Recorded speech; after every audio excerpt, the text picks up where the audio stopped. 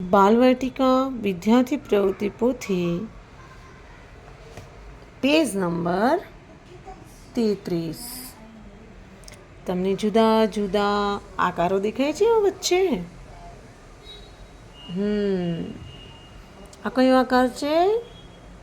Good, ચોરસ. આ ત્રિકોણ, આ લંબચોરસ અને આ ગોળ. અને ચોરસ કેમ કહેવાય? કેમ કે આમાં 4 ખૂણા છે. દેખાયા? ગણો તો મારી સાથે. 1 2 3 અને 4. 4 ખૂણા છે એટલે એને શું કહેવાય? ચોરસ. આને કેટલા ખૂણા છે? Very good. ગણો તો મારી સાથે. 1 2 3. 3 ખૂણા છે એટલે ત્રિકોણ. આ શું છે? 4 ખૂણા છે પણ આ આમ લાંબુ છે તો એને લંબચોરસ. ઘણી વખત આમ પણ લાંબુ હોઈ શકે, ઘણી વખત આ બાજુ પણ લાંબુ હોઈ શકે. 4 ખૂણા હોય અને ગમે તે બાજુ આવી રીતે હોય, લંબાઈ હોય તો એને લંબચોરસ કહેવાય. અને એક પણ ખૂણો ન હોય તો એને શું કહેવાય? ગોળ. સમજાઈ ગયું ને? ફરી નામ બોલીએ. બોલો તો. Very good. ચોરસ, ત્રિકોણ, લંબચોરસ અને ગોળ. બહાર પણ આવી જુદી જુદી વસ્તુઓ આપેલી છે.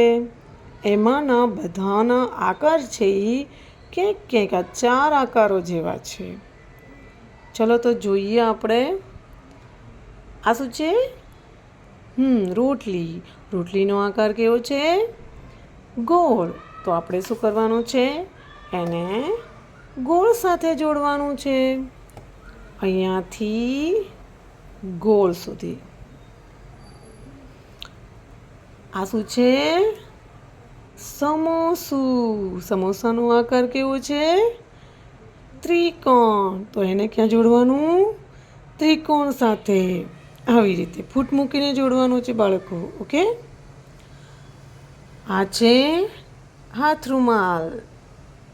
બરાબર. તો આનો આકાર કેવો છે? વેરી ગુડ, ચોરસ. તો આને શું કરીશું?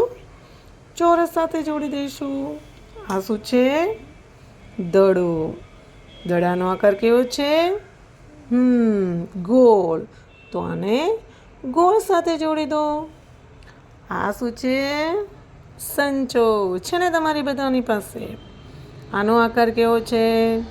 વેરી ગુડ, લંબચોરસ. તો આને લંબચોરસ સાથે જોડી દો. અને આ છે ભાઈ બ્રેડ. બ્રેડ કેવી છે? ચોરસ. તો એને ચોરસ સાથે જોડી દેવાની છે. અને આ છે ધજા. ધજા આકાર કેવો છે? ત્રિકોણ. તો એને ત્રિકોણ સાથે જોડી દો. ઓકે? અને આ શું છે? સિક્કો. કેટલાનો? 2 રૂપિયાનો સિક્કો. આકાર કેવો છે? ગુડ, ગોળ. તો એને ગોળ સાથે જોડી દો. અને આ છે બાળકો કંપાસ બોક્સ. કંપાસ બોક્સ કેવા આકારનું છે? લંબચોરસ. તો એને લંબચોરસ સાથે જોડી દો. અને આ શું છે? રબર. રબર છે ને તમારી પાસે? તો એ કેવા આકારનું છે? લંબચોરસ. તો બાળકો એને લંબચોરસ સાથે જોડી દો.